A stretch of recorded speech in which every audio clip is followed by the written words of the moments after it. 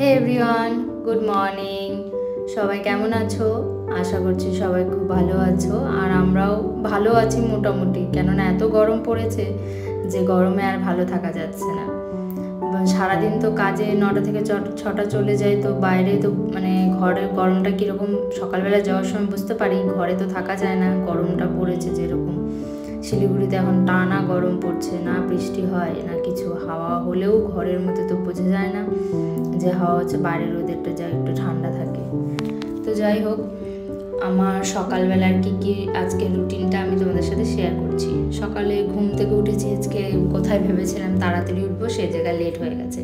ফটাফট উঠে সব কিছু রেডি করে নিয়েছি, ফ্রেশ হচ্ছে হয়ে আমি একটু ছাদে গিয়েছিলাম। আজকে বাইরে হাওয়া হচ্ছিলো, ফুলটা দেখো কি সুন্দর না, বাড়ির জেঠিমা লাগিয়েছে গাছ, গাছটাতে কি সুন্দর ফুল হয়েছে, কালারটা এত সুন্দর।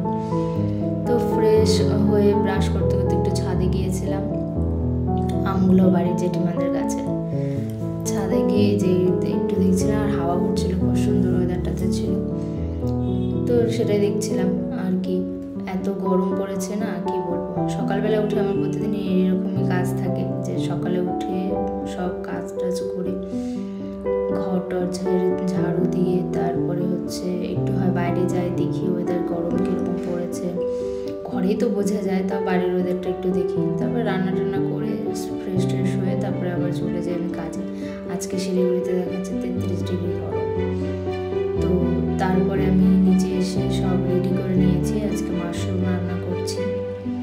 তো সব আলাদা আলাদা করে আলুটাকে ভেজে নিয়ে তারপরে সম্পরা দিয়ে মাশরুমটাকে তুলে দিয়েছিলাম, একদিকে ভাত বসিয়ে দিয়েছি। তো ওগুলো করছিলাম আর কি। শিলিগুড়িতে যেরকম গরম পড়ছে, মানে সব থেকেই বলে গরমটা ভালো, কলকাতাতে তো আরও। আগে শিলিগুড়ির ওয়েদারটা মানে বেশি ভালো লাগতো, যে পাহাড়ি এলাকা যেহেতু, সেজন্য মানে বেশি যখন গরম পড়ে পাহাড়ে যে একটা ঠান্ডা হাওয়া আসে বা বৃষ্টি হচ্ছে, এই জিনিসটা ছিল। আমি যখন প্রথম এসেছিলাম তখন দেখছিলাম। এখন তো বেশ গরম। মাশরুমটা দেখো কি সুন্দর আছে না, তাজা মাশরুম একদম। আমি একদম ঠান্ডা জলে ধুয়ে এটাকে কেটে নিয়েছি, ছোটো ছোটো করে নিয়ে এটাকে বসিয়ে রান্না করছিলাম।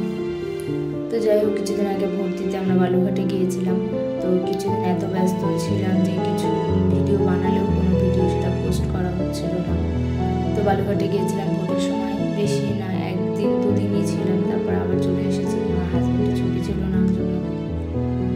ওখানেও সেরকম গরম, ওখানেও প্রায় 40 ডিগ্রি কাছাকাছি গরম, এতটাই গরম পড়ে যায় ওখানে।